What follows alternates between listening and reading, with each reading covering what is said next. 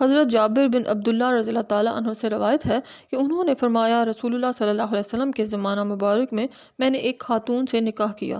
اس کے بعد جب میری ملاقات اللہ کے رسول صلی اللہ علیہ وسلم سے ہوئی، آپ صلی اللہ علیہ وسلم نے فرمایا جابر کیا آپ نے شادی کر لی؟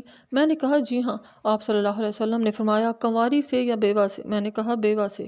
فرمایا کنواری سے کیوں نہ کی؟ میں نے کہا میری بہنیں تھیں، مجھے ڈر محسوس ہوا کہ وہ میرے اور ان کے درمیان حائل نہ ہو جائیں۔ آپ صلی اللہ علیہ وسلم نے فرمایا تب یہ بات درست ہے، بیوہ یا مطلقہ سے نکاح کرنا عیب نہیں۔ حضرت جابر رضی اللہ تعالیٰ عنہ نے اپنی بہنوں کی تربیت کو مد نظر رکھتے ہوئے بڑی عمر کی خاتون سے نکاح کیا۔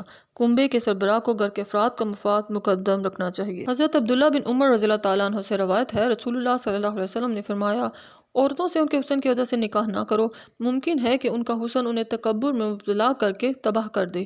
ان سے ان کے مال کی وجہ سے نکاح نہ کرو، ممکن ہے ان کا مال انہیں سرکش بنا کر گناہوں میں مبتلا کر دے۔